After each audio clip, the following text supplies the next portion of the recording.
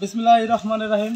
আপনারা অনেকে অবগত আছেন যে আমাদের হরিরামপুর দুর্গম চরাঞ্চল ভিত্তিক একটি সমাজ সেবামূলক অরাজনৈতিক সংগঠন আছে, যার নাম স্বাস্থ্যসেবায় আমরা।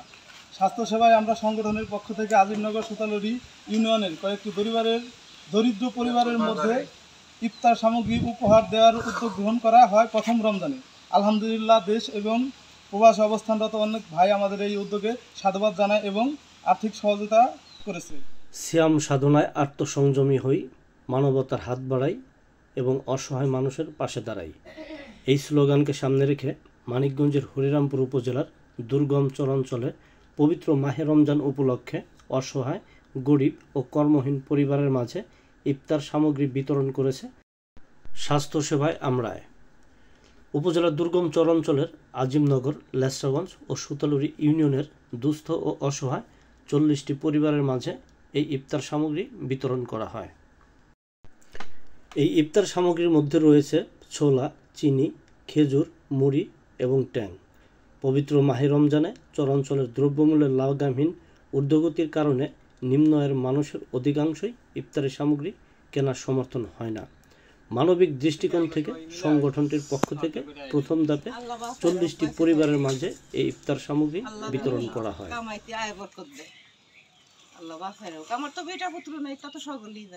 উপজেলার দুর্গম চরাঞ্চলের যুবকদের এই মহতী উদ্যোগকে অনেকেই স্বাগত জানিয়েছেন। এইভাবে যদি সবাই এরা সহযোগিতা করতো, তাহলে মনে করেন যে দেশে আর এরকম গরিব লোকারই থাকতো না, আর সবাই সহযোগিতা পাইতো। আর কারণ কোরআন এবং সুন্নাহ এটাই চাই যে কোরআন এবং সুন্নাহ মানুষকে বাড়ি তার গরিবদের হাতে তুলে দেওয়া জিনিসগুলো, আর যখন তুলে না দেয় তখন মনে করেন যে তো গরিবের এটা ভাগ পায় না। আর এটাই হচ্ছে হাকিকত, এটা হচ্ছে মূলনীতি। আর যখন এই মূলনীতি যখন যারা করে, এটাই তাদের মনে করেন দুনিয়াতে সব পাবে, আখিরাতেও তার অনেক সব পাবে। এই জন্য আপনারা সবাই সহযোগিতা সবাই করবেন এবং এই যারা এই সংগঠনে যারা আছেন আরও এদের সঙ্গে সহযোগিতা করে, যাতে করে আরও যেন সামনে তার ভালো উৎসাহ দিতে পারে, আরও বেশি করে গরিব মানুষের পাশে থাকতে পারে, এইটা আমার প্রত্যাশা করি। আমি আল্লাহকে কবুল এবং মঞ্জুর করুন।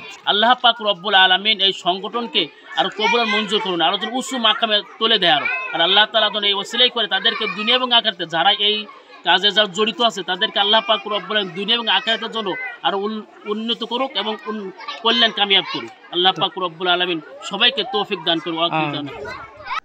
পুরো রমজান জুড়েই এই যুবকদের এই কার্যক্রম অব্যাহত থাকবে বলেও এই সংগঠনের পক্ষ থেকে জানানো হয়।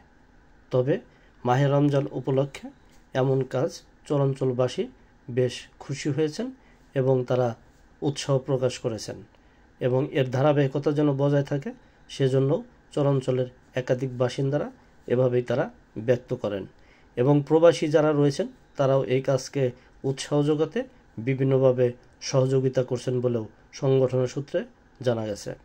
সবাই ভালো থাকবেন, সুস্থ থাকবেন। আল্লাহ হাফেজ।